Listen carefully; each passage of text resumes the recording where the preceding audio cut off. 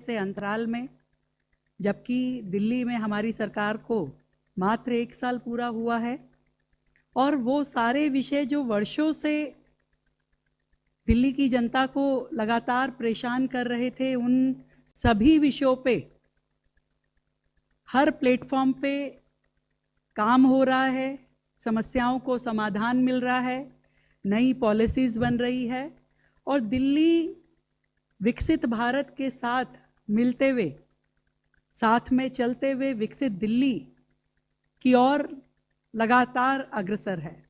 आज का ये दिन इसलिए बहुत महत्वपूर्ण है कि 2019 में अनऑथराइज कॉलोनीज़ के लिए जो एक योजना लाई गई थी, पीएम उदय योजना, हम सब जानते हैं कि पीएम उदय योजना के अंतर्गत ओनरशिप ट्रांसफ़र, मॉर्गेज के अधिकार रेजिडेंट्स को दिए गए थे, और उस सारी योजना के तहत अब तक लगभग 40,000 कन्वेंस डीड और ऑथराइजेशन स्लिप जारी हुए, पर बहुत सारी टेक्निकल प्रॉब्लम्स उसमें आ रही थी, जिसके कारण से ये सारा काम स्पीड में नहीं चल पा रहा था।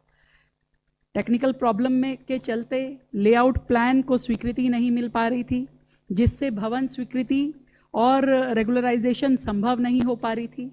मैं दिल की गहराई से बहुत बहुत धन्यवाद करना चाहती हूँ हमारी अर्बन मिनिस्ट्री केंद्र सरकार का, आदरणीय मनोहर लाल खट्टर जी का, देश के प्रधानमंत्री आदरणीय नरेंद्र मोदी जी का, जिन्होंने दिल्ली की इस समस्या को संज्ञान में लेते हुए, जहां हमारी इन अनऑथराइज कॉलोनीज़ में लगभग 50 लाख जनसंख्या रहती है, लगभग 10,000 मैं कहूं कि परिवार, 10 लाख परिवार लगभग यहाँ पे हम मानते हैं, उन सभी परिवारों की समस्या को संज्ञान लेते हुए शानदार योजना आज आई है, जिसमें regularisation of unauthorised colonies in Delhi on as is where is basis पे आज यहाँ पे लाया गया है।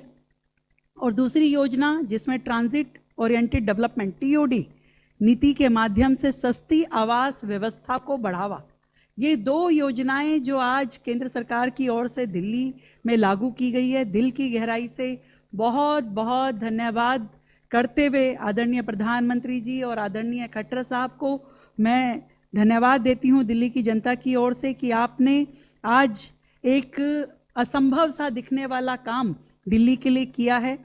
कुछ फ़र्क जो पहले से अब में है उसका मोटा खाका मैं बताती हूँ, उसके बाद माननीय मंत्री जी उसको पूरा डिटेल में बताएंगे। मैंने बताया कि लगभग 50 लाख बेनिफिशरीज इसमें पूरी योजना में लाभान्वित होंगे। जो अभी तक कन्वेंस डीड बनी थी 40,000, अब उसको आगे बढ़ाया जाएगा, सारी तकनीकी समस्याओं को दूर किया जाएगा।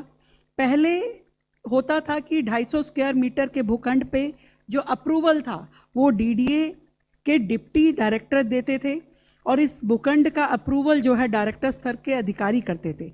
अब ये सीधा सीधा दिल्ली सरकार के राजस्व विभाग के एडीएम के पास आ गई है जिम्मेदारी, जो कि सभी भूखंडों के सिंगल नोडल अप्रूवल अधिकारी होंगे। और पहले जो सर्वे होता था वो डीडीए के अधिकारी करते थे, परंतु अब सर्वे भी दिल्ली सरकार के राजस्व विभाग के पटवारी और नायब तहसीलदार ज्वाइंट सर्वे करेंगे। जो पहले दिल्ली के राजस्व विभाग के आवेदन से लेकर के कन्वेंस डीड जारी करने तक की पूरी प्रक्रिया की जो समय सीमा अवधि है वो तय कर दी गई है। आज 7 दिन में आपको जीआईएस सर्वे की रिपोर्ट देनी होगी, 15 दिन में एप्लीकेशन में डेफिशिएंसी रेजोल्यूशन मेमो देना होगा, और आवेदन प्रक्रिया को पूरा होने के लिए 45 दिन में कन्वेंस डीड आपको जारी करनी ही होगी, और पूरा का पूरा पीएम उदय रजिस्टर मेंटेन करना होगा। मैं ये समझती हूँ कि दिल्ली में जो 1731 अनधिकृत कॉलोनियाँ थी, उनमें से 511 कॉलोनियों को इस योजना के माध्यम से नियमितीकरण इसका हो रहा है। एज इज़ वेयर इज़, जैसा है जहाँ है, उसी योजना के तहत कोई लेआउट प्लान की इसमें स्वीकृति की ज़रूरत नहीं होगी, और सभी भूखंड और भवनों का उपयोग आवासीय माना जाएगा। मैं बहुत बहुत धन्यवाद करती हूँ। और जो कॉलोनियाँ छूटी है वो भी वो कॉलोनियाँ छूटी है जो कि प्रतिबंधित है, रिज एरिया है, ओ जोन है, या हमारे संरक्षित स्मारकों के आसपास प्रतिबंधित जो एरिया होता है उसमें जो कॉलोनियाँ पड़ती है केवल वो छूटी है। और उसके अलावा पूरी 1511 कॉलोनीज़ को आज ऑथराइजेशन की ओर पूरी तरीके से लिया जा रहा है और एमसीडी द्वारा इसके नियमितीकरण का प्रमाण पत्र जारी किए जाएंगे।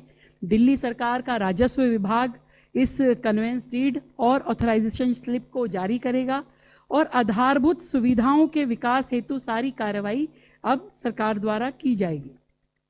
आवेदन जो है ऑनलाइन स्वैगम पोर्टल के माध्यम से 24 अप्रैल 2026 से शुरू होंगे।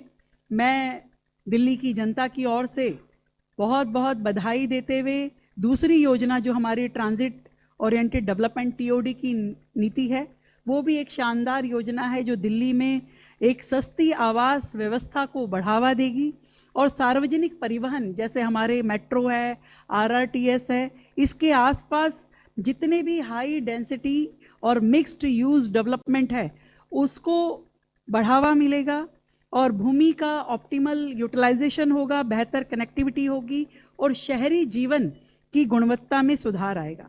बहुत बहुत शुक्रिया, बहुत बहुत धन्यवाद दिल्ली की जनता की ओर से आदरणीय मनोहर लाल जी का, देश के प्रधानमंत्री श्रीमान नरेंद्र मोदी जी का। Thank you.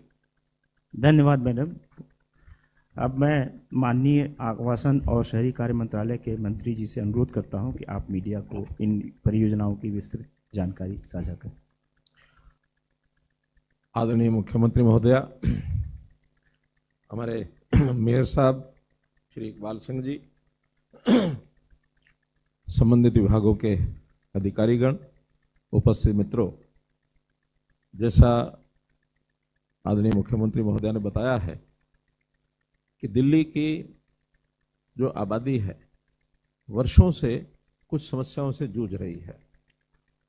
उन समस्याओं से हल निकालने का काम एक बार 2019 में प्रधानमंत्री जी ने भी उसकी घोषणा की थी, लेकिन क्योंकि प्रदेश में अलग सरकार थी, केंद्र में अलग सरकार रही, कुछ विषय जो आपस में ज्वाइंटली हल कर लेने चाहिए थे वो उस समय हल नहीं हुए। और जब से अब सरकार दिल्ली में भी, चूँकि आदरणीय रेखा गुप्ता जी के नेतृत्व में भारतीय जनता पार्टी की सरकार बनी है, केंद्र में लगातार मोदी जी की तीसरी बार सरकार बनी है, मुझे भी एक अवसर मिला इस बार अर्बन डेवलपमेंट के नाते से। उसी समय प्रधानमंत्री जी ने, गृह मंत्री जी ने हमको ये आगाह किया कि दिल्ली की समस्याओं को एक एक करके कैसे हल किया जाए, इस पर लगना चाहिए। मैंने काउंट किया, एक लिस्ट बनाई तो 22 प्रकार की समस्याएं मुझे दिल्ली में ध्यान में आई और बहुत से लोग यहाँ होता यानी एक प्रकार से अपनी चिंता भी व्यक्त कर रहे थे कि उनको कब हल करेंगे, कब करेंगे। खास करके जो मेंबर पार्लियामेंट दिल्ली से 7 हैं, मुझे कोई सेशन ऐसा नहीं जाता जिसके अंदर कोई ना कोई बैठ के उनसे बातचीत करके आगे बढ़ने का अवसर ना मिलता हो। लेकिन क्योंकि कॉम्प्लिकेशंस बहुत हैं, multiplicity of authorities, overlapping, Bharat सरकार, दिल्ली सरकार, डीडीए, एमसीडी, एनडीएमसी, एलएनडीओ, दिल्ली जल बोर्ड, तो ऐसे कई तरह के और भी ऐसी ऑर्गेनाइजेशंस हैं जिनका आपस में तालमेल होना बहुत ज़रूरी था। बहुत प्रयत्न करके सभी संस्थाओं को ऑन बोर्ड लाया। उसमें दिल्ली सरकार, हमारी बहन जी ने भी, हमारे चीफ सेक्रेटरी साहब ने, हमारे बाकी अधिकारियों ने पूरी उसमें रुचि ली। डीडीए की समस्याओं को हल करने के लिए हमारे एलजी साहब, हमारे डीडीए वाइस चेयरमैन, इसी प्रकार से एलएनडीओ, एमसीडी में हमारे अभी कमिश्नर नए आए हैं संजीव कुमार जी से मेरी बात हुई, मेयर साहब से बात हुई, तो उसमें से हम आगे बढ़े। दिल्ली जल बोर्ड के लोगों से बात की। सब समस्याओं को एक एक करके आगे ला रहे हैं। कुछ पॉलिसी के मैटर हैं, कुछ लेजिस्लेशन के मैटर हैं, हमको एक्ट में भी चेंज करने के लिए आगे बढ़ना पड़ेगा। तो अभी एक्ट्स में तो कोई लंबा चौड़ा भी हमने संशोधन नहीं किया है। जो पहले से एक्ट्स जो हमको अलाउ करते हैं उस प्रकार की पॉलिसीज़ के ऊपर हम आगे काम कर रहे हैं। सबसे पहला हमने काम ये किया, ध्यान में आया कि यहाँ 3 ऑर्गेनाइजेशंस हैं, दिल्ली सरकार है और एलएनडीओ और डीडीए, इनके जो सर्कल रेट हैं वो तीनों के अलग अलग हैं। अब आखिर किसी व्यक्ति को, नागरिक को क्या लेना देना कि हाँ अलग अलग ऑर्गेनाइजेशन है, नागरिक तो नागरिक है, उसको एलएनडीओ में अलग को झेलना पड़ता है, डीडीए में अलग उसको मिलता है वर्णन, दिल्ली सरकार के अलग सिस्टम है। तो हमने जो सर्कल रेट है इसको कैसे एक लाया जाए, दोनों ऑर्गेनाइजेशन को तैयार किया, डीडीए और एलएनडीओ को। एक नोटिफिकेशन 1 जनवरी को निकाला कि जो रेट्स दिल्ली सरकार लागू करेगी, जैसे ही लागू करेगी वो अपने आप दोनों संस्थाओं के कलेक्टेड माने जाएंगे। ये समस्या उस समय हल हुई। अब उसके साथ कई चीज़ें जुड़ी हुई हैं, उसमें बहुत से चार्जेस हैं, कन्वर्जन रेट्स हैं, रजिस्ट्रेशन है। रजिस्ट्रेशन भी दिल्ली सरकार के अंतर्गत कुछ हमारे रेवेन्यू डिपार्टमेंट करता है और कहीं कहीं हमारी डीडीए के भी अपना रोल है, वो भी उसमें रजिस्ट्रेशन नहीं करते। क्या करते हैं उसको, डीडीए अपने प्लॉट्स के मालिक को क्या देता है, कन्वर्जन। तो उस नाते से उनका भी अपना एक रेट सब होता है। लीज होल्ड प्रॉपर्टीज के किराए भी उससे सर्कल रेट से जुड़े हुए होते हैं। तो ऐसी समस्याओं का हल उसमें से निकल रहा है। बहुत जल्दी कन्वर्जन का जो काम अभी रोका है दोनों ऑर्गेनाइजेशन ने, डीडीए ने भी, एलएनडीओ ने भी, बहुत जल्दी उसके लिए हमको एक बार कैबिनेट में जाना पड़ेगा। तो कैबिनेट में उसके रेट्स फाइनल करके और तब उसको लागू करेंगे। ऐसे बहुत से लोग अब इस समय चाहते हैं कि जल्दी से खुले। मैं समझता हूँ कि बड़ी जल्दी ही उसको हम फाइनल करके लाएंगे। दूसरा विषय, जैसे आज 2 पॉलिसीज के बारे में बताया, टीओडी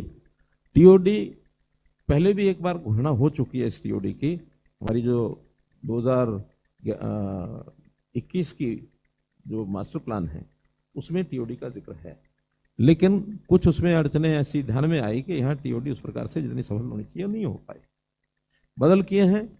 उस पॉलिसी में जो चेंजेस हैं वो भी आपके सामने बताए जाएंगे। ऐसे ही रेगुलराइजेशन 2019 के अंदर पीएम उदय नाम से हमने मालिकाना हक देने के लिए एक्ट बनाया, लेकिन मालिकाना हक का एक्ट बना, रेगुलराइजेशन करने का काम वो नीचे की सरकारों का था, वो रेगुलराइजेशन के लिए आगे नहीं बढ़ पाए। हमने आकर के अब उसको रेगुलराइजेशन का हाथ जोड़ा है। आज से वो रेगुलराइजेशन के सारे नियम लागू करके अब लोग आगे आकर अपने मालिकाना हक की रजिस्ट्री भी कराएंगे और किसी को नया मकान बनाना है तो उसके लिए भी विधिवत एमसीडी के माध्यम से उसका प्लान वो तैयार करके उनको दिया जाएगा ताकि नए मकानों में बना सकें। जहाँ तक पहले के नियम थे कि उन नियमों का पालन करने के बाद जिन्होंने उसमें उल्लंघन किया हुआ है उनको अपने बिल्डिंग्स या तो तोड़नी पड़ती या उसके अंदर एनक्रोचमेंट जो है उसको खत्म करना पड़ता। नॉर्म्स अलग अलग हैं, रोड्स के, गलियों के सब अलग हैं। बनी हुई कॉलोनीज को आप एकदम तोड़ के ठीक कर देंगे, कोई उस नॉर्म में पूरा उतर सकता नहीं। हमने उसी में से फिर नई चीज निकाली, as is where is basis पर जो आज के डेट में बना है उसी को रेगुलराइज कर रहे हैं। हाँ, आज के बाद नया बनाएंगे तो फिर एमसीडी की परमिशन से बनाएंगे। हमने आज के डेट में जितनी भी कॉलोनियां हैं उनके सबके मैप्स, वो सैटेलाइट मैप भी हैं, वो ड्रोन मैप भी हैं, वो सब प्राप्त करके एमसीडी के हवाले किए हैं। एमसीडी ने अपनी व्यवस्था बना ली है कि आगे अब हर महीने 2 महीने के बाद वो मैप्स दोबारा से लिए जाएंगे और आज के मैप में और 2 महीने के बाद के मैप में जो डिफरेंस आएगा उस पर एमसीडी अपनी एनफोर्समेंट सेल के नाते से उस पर रेगुलरली उसको ठीक करने का काम करेंगे। ऐसा नहीं है कि कोई अब उसमें नया कुछ बना नहीं सकता, बनाए, लेकिन उसकी नियमावली एमसीडी की जो होगी, एमसीडी के नॉर्म्स के हिसाब से नया कंस्ट्रक्शन चाहे पूरा करना है, तोड़ के बनाना है, अथवा अपने पहले वाले कंस्ट्रक्शन में कुछ एडिशन करना है, वो सब एमसीडी के नॉर्म्स के हिसाब से ही करेंगे। ऐसा उसमें मोटा मोटा जब विषय डिटेल में आएगा तो बताएंगे। अब आज तो चर्चा इन्हीं 2 की है, लेकिन आगे चल करके जो हमने लाइन में ले रखा जिसकी चर्चा बहुत है, पुलिंग पॉलिसी, वो भी हमने उसको नए सिरे से लैंड पुलिंग, उस पर भी काम करना है। हमने लो डेंसिटी का एरिया, उस पर भी काम करना है। हमने जो कन्वर्जन लीज से फ्री होल्ड, उस पर करना है। दिल्ली मास्टर प्लान 2041, उस पर करना है। वन टाइम सेटलमेंट स्कीम, इस पर लेके आएंगे, उस पर करना है। एफ्लुएंट कॉलोनीज बची हैं, उस पर काम करना है। तो इस प्रकार के अभी जो विषय पेंडिंग है उस पर एक एक करके काम हो रहा है। बहुत जल्दी एक एक चीज आपके सामने आएगी। तो मैं तो इतना ही कह सकता हूं कि आज का दिन दिल्ली के जनता के लिए बहुत एक विशेष दिन है, जिस दिन हम MCD, DDA, Delhi government, Bharat सरकार सबके साथ मिल करके ये जो 2 पॉलिसी हमने फाइनल की है ये अब आपके सामने आएंगी। बारी बारी से डीडीएक्स की जो हमारी मेन पॉलिसी है वो टीओडी पॉलिसी, उसके बारे में हमारे वाइस चेयरमैन डीडीए ये विषय रखेंगे। इनके बाद फिर जो रेगुलराइजेशन ऑफ अनऑथराइज कॉलोनीज हैं उसमें डी तारा हमारी सेक्रेटरी महुआ उस नाते से उस पर डिटेल रखेंगे आपके सामने। उसके बाद फिर आपकी ओर से कोई प्रश्न आएगा, कोई डाउट है, कुछ और है, वो जैसा जितना इस समय क्लियर करना है वो आपको बताया जाएगा। डिटेल जो है बाकी ऑर्गेनाइजेशन अपने अपने सर्कुलर निकालेंगे, डिटेल निकालेंगे, उसकी वेबसाइट होगी, अखबारों में आएगी, वो सब आपको पता लगेगी। तो इस समय श्रवण कुमार जी डीडीए की ओर से हम अपनी टीओडी पॉलिसी के ऊपर पहले